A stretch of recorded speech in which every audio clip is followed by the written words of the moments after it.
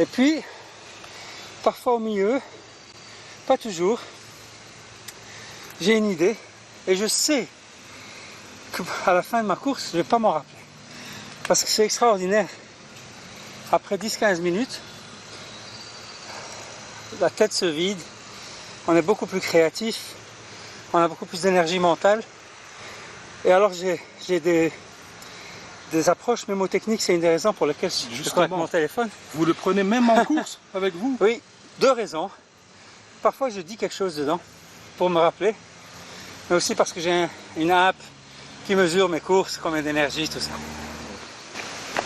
C'est ce qu'il appelle joindre l'utile à l'agréable. Aujourd'hui, l'éminent scientifique peut se permettre de travailler à partir de chez lui. Après des années passées dans les plus grands laboratoires de recherche européens et américains, et après avoir été aux commandes des secteurs de la recherche et du développement au sein d'un des plus grands opérateurs pharmaceutiques mondiaux, le Dr Slaoui réfléchit aujourd'hui à de nouveaux remèdes. Le traitement par impulsion électrique pour guérir l'asthme et le diabète notamment. Président de Galvani Bioelectronics, structure en charge des traitements du futur, le spécialiste en biologie moléculaire se veut confiant. Il essaie d'expliquer comment tout a commencé. Je me rends compte que plusieurs événements absolument en dehors de mon vouloir ont fait que ma trajectoire m'a amené à d'abord faire de la recherche biologique plutôt que de la médecine, puis faire de l'immunologie plutôt qu'autre chose, et puis aller aux États-Unis parce que ma copine allait aux États-Unis aussi. Une fois qu'on est en face d'une opportunité, certaines personnes les saisissent et d'autres ne les saisissent pas. Ça, c'est absolument clair. Et en fait, en fonction de cela, j'ai énormément dans ma vie, dans l'entreprise et en dehors. Un de mes objectifs toujours a été d'identifier les talents et de leur donner l'opportunité de faire quelque chose, de les mettre en situation. Et puis c'est à eux de faire. Parce que je sais très bien que le hasard, et puis parfois certaines personnes m'ont mis en situation. Et puis j'ai délivré là-dessus. Et donc ça, par définition, ça te rend beaucoup plus humble, parce qu'en fait, il est très possible que je sois un vendeur de voitures, parce que un certain virage que j'ai pris à droite, si j'avais pris à gauche...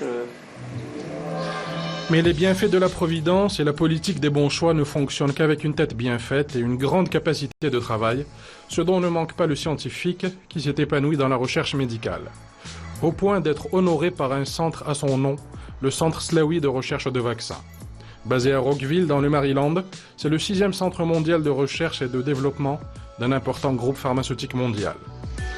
D'une superficie de plusieurs dizaines d'hectares, le centre de recherche est hyper moderne.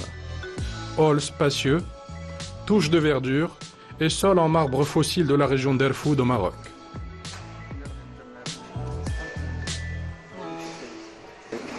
Nous y retrouvons le Dr Slaoui avec Chris Cox, l'un des cadres de l'entreprise, pour une visite guidée. Un centre de recherche à votre nom, docteur. Ça vous fait quoi exactement? C'est émouvant. Mais bon, bien sûr, c'est le travail de plein de gens qui est représenté par ce centre de recherche. Mais bon, bien sûr, il y a une fierté associée et une émotion, une belle reconnaissance.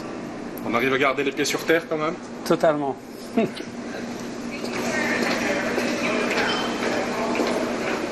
I see a cab outside, so maybe good.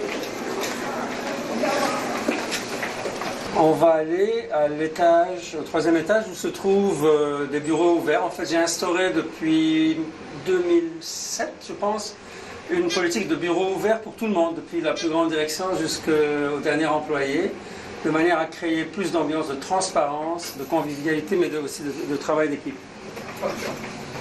Ouais.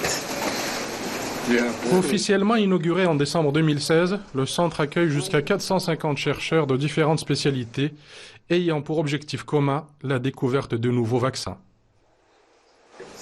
Ici, donc, on voit l'organisation de toutes les équipes qui sont ici, à peu près 400-450 personnes en tout.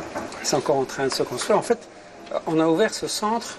When did we open the center? Was it we had our first occupants in August of 2015. So almost a year. Mais donc il y a une accélération très rapide des recrutements Il y a une personne qui est marocaine ici. On peut voir des chercheurs de partout. Et voilà. Et en fait, ici, ce sont donc les bureaux, pas les laboratoires, bien sûr. Les laboratoires sont toujours